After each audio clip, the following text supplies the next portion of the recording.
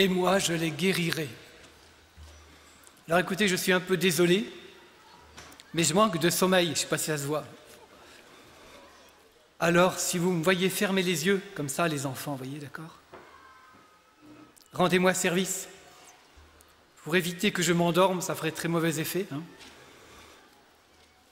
Vous chantez quelque chose, d'accord? Quelque chose qui réveille un peu. Alors en fait, j'ai pensé à « Ô Seigneur, à toi la gloire ». Vous connaissez? Ô Seigneur, voilà, d'accord. Hein? Donc s'il y a ça voilà. Si vous voyez que je ferme les yeux, vous chantez. D'accord? Voilà. À toi la gloire, Seigneur, oui.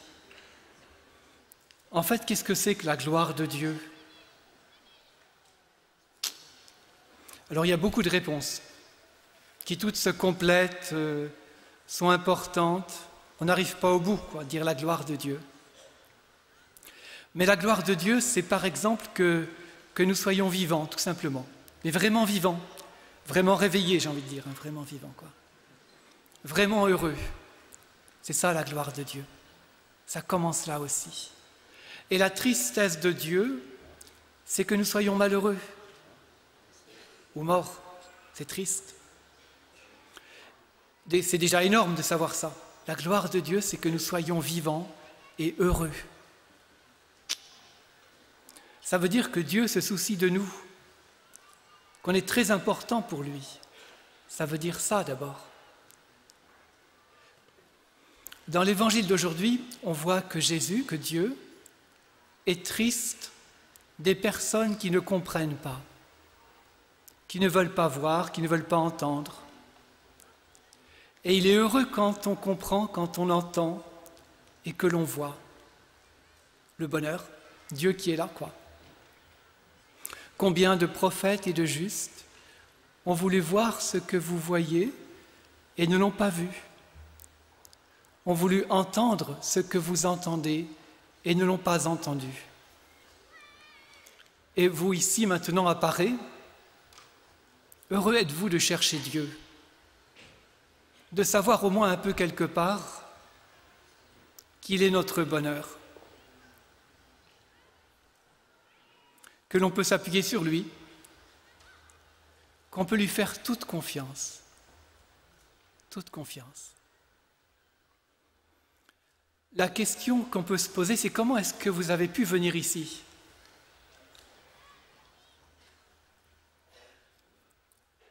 Comment est-ce que vous avez pu venir ici? Alors certains vont dire, parce que je m'y sens appelé, ou parce que j'ai été invité, ou parce que mes parents m'ont conduit. Mais en fait, ce n'est pas ça la question, et ce n'est pas ça la réponse. Vous êtes venu ici parce que vous avez eu la force de venir. Et vous avez eu la force de venir parce que, dans les jours avant de venir, vous avez mangé et bu. C'est bête, hein? Si vous n'avez pas mangé et bu dans les jours avant de venir, vous n'auriez pas eu la force, vous seriez à l'hôpital ou chez vous.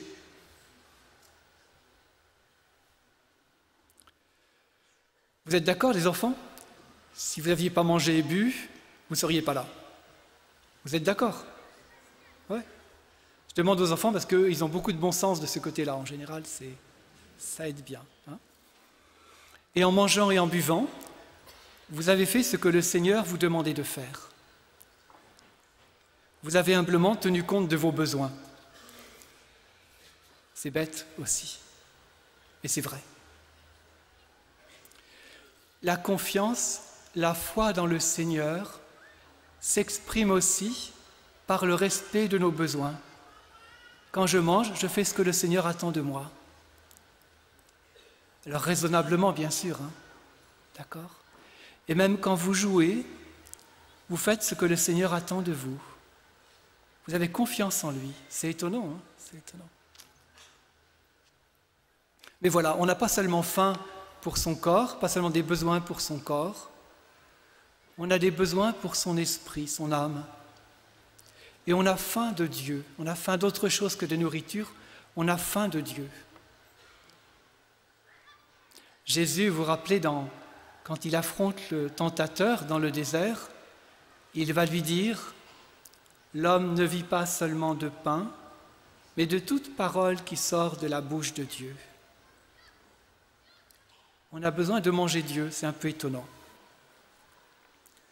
Et donc notre âme, notre esprit, notre foi doit être nourrie par la parole de Dieu. Et la tristesse de Dieu, la tristesse de Jésus, et c'est l'évangile d'aujourd'hui, ce sont ceux qui ne veulent pas nourrir leur foi, ceux qui ne veulent pas nourrir leur esprit, ceux qui n'ont pas faim de Dieu, ceux qui n'ont pas compris où était le bonheur. Souvent, on n'a pas faim de Dieu parce qu'on a le ventre bien plein. Vous voyez, c'est le contraire. Quand on pense qu'à manger, et on ne pense pas à Dieu. On ne peut pas se dire, tiens, j'ai faim d'autre chose. Et pourtant, il ne suffit pas de manger pour vivre, il faut aussi respirer, par exemple. Si vous arrêtez de respirer, vous ne vivrez pas longtemps. Hein? Donc on a besoin pour son corps et besoin pour son âme. Et la foi, c'est-à-dire notre rencontre avec Dieu, doit être nourrie. Il faut la nourrir aussi. Si on ne nourrit pas son corps, on l'affaiblit.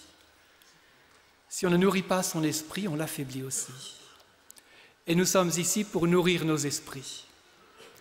Puis on n'oubliera pas de nourrir nos corps, hein, c'est bien sûr. Le psaume 33, on le chantait hier à la messe. Goûtez et voyez comme est bon le Seigneur. Dieu, on peut le goûter. Goûtez et voyez comme est bon le Seigneur. C'est étonnant, hein? On peut goûter Dieu. On a besoin de goûter Dieu. Et ici, à Paris, on est là pour goûter Dieu. C'est un lieu où la douceur de Dieu est répandue, où la miséricorde de Dieu est répandue, plus spécialement. Et on va la goûter. Oh, qu'est-ce que c'est bon, la douceur de Dieu, la bonté de Dieu, puis la louange aussi. Et donc l'homme ne vit pas seulement de pain, mais de toute parole qui sort de la bouche de Dieu. Et nous allons nourrir notre foi, notre confiance en lui, en nous nourrissant de cette parole. Et ça, c'est le plus beau des cadeaux. Manger la parole de Dieu, c'est le plus beau des cadeaux que Dieu peut nous faire. On mange Dieu, voilà. Vous vous rappelez dans les récits de la création, dans la Genèse, comment fait Dieu pour créer? Il parle. Dieu dit, et cela est. Par exemple, Dieu dit que la lumière soit, et la lumière fut. La parole de Dieu, elle est créatrice et bienveillante, elle construit. Vous vous rappelez la perceuse des visseuses de tout à l'heure, hein? Voilà. La visseuse des visseuses, elle visse, voilà, elle construit. Donc Dieu fait des choses belles et bonnes. Saint Jean écrit que Jésus dit un jour, « Mes paroles sont esprit et elles sont vie ». Et ce que la parole de Dieu apporte, ce n'est pas seulement la vie éternelle pour plus tard, c'est la vie éternelle dès maintenant. Donc c'est une vie différente dès maintenant en nous. On sent que c'est différent, on voit que c'est différent.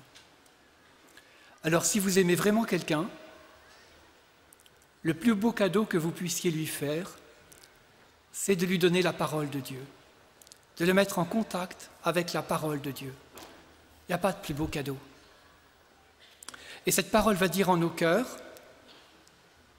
eh bien, ce qu'on nous a dit hier matin à la louange, vous vous rappelez? Tu es mon enfant, je t'aime, n'aie pas peur, regarde-moi, je te pardonne, je suis vainqueur, tu as la vie éternelle, je te bénis, des choses comme ça. Voilà. Et ça fait du bien, parce que c'est l'Esprit Saint qui vous le dit, c'est Dieu qui vous le dit. Quand c'est un être humain qui vous dit « je t'aime », ça fait déjà du bien.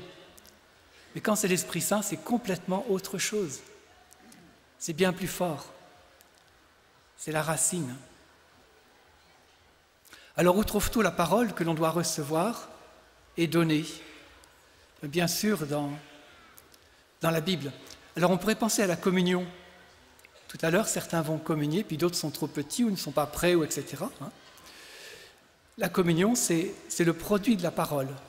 S'il y a la communion, s'il y a Jésus dans l'hostie, C'est parce qu'avant, il y a la parole. Voyez,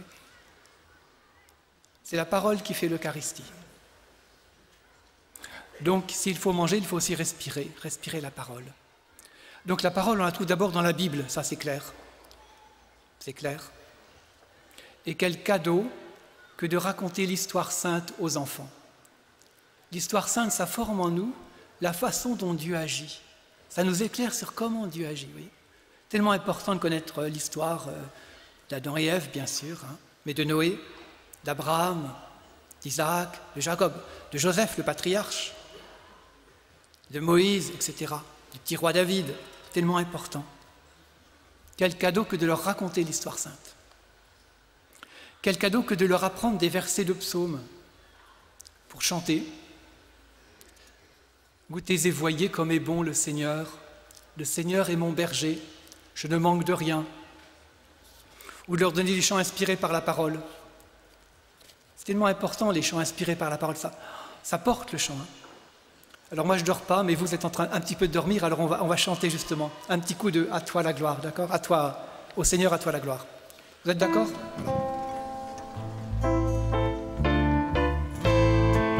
Pour vous les enfants. Je lève, va.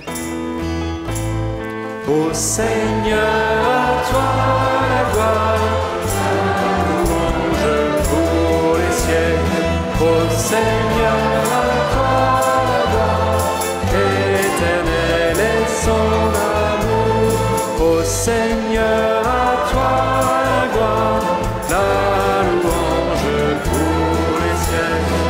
Ô Seigneur, à toi la gloire, éternel est son amour.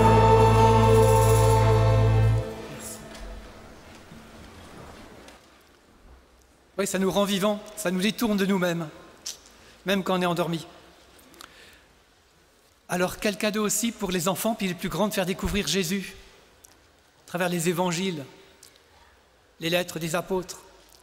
C'est Jésus qui est là, qui vit, et on va le découvrir petit à petit.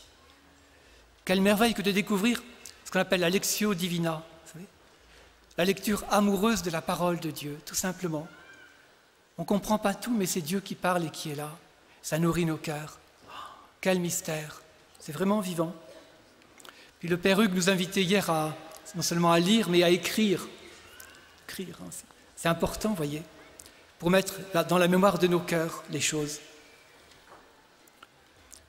Saint François de Sales disait que entre le texte de l'Évangile, donc celui qu'on lit à la messe, celui que vous lisez dans votre Bible, et la vie des saints, c'était la différence entre une partition de musique avec les notes et puis le chant.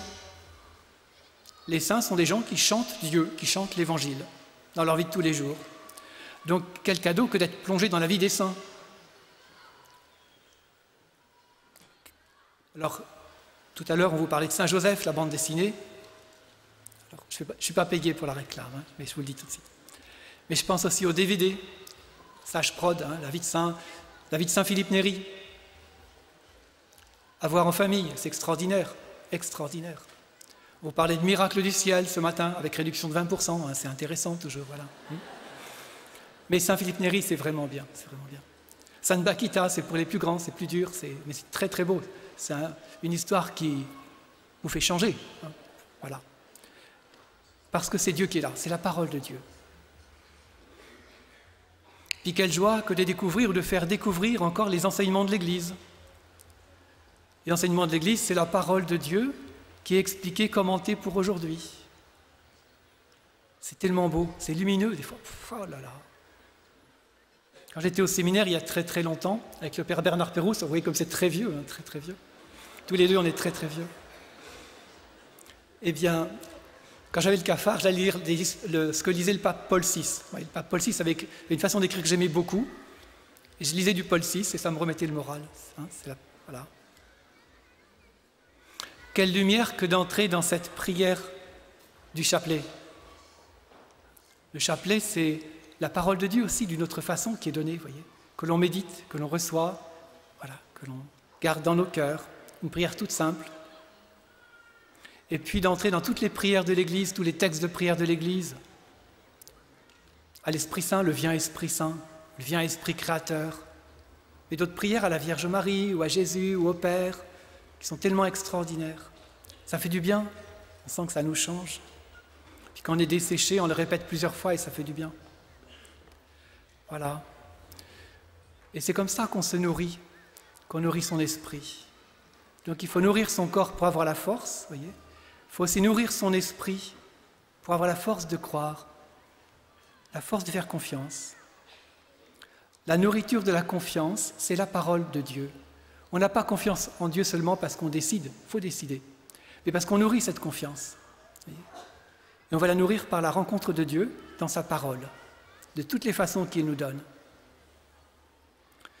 Élisabeth disait à sa cousine la Vierge Marie, « Bienheureuse toi qui as cru la parole qui te fut dite de la part du Seigneur. » Le bonheur, le bienheureux, on est bienheureux quand on croit que Dieu nous parle vraiment. Et quand on le comprend, c'est une merveille. Comment, moi tout petit, Dieu veut me parler à moi aujourd'hui? Ben oui. Et il me parle. La nourriture de la confiance, c'est la parole de Dieu. On va chanter « Ô Seigneur, à toi la gloire ». On me dit « il faut conclure », et ben c'est la fin, ça tombe bien. Amen.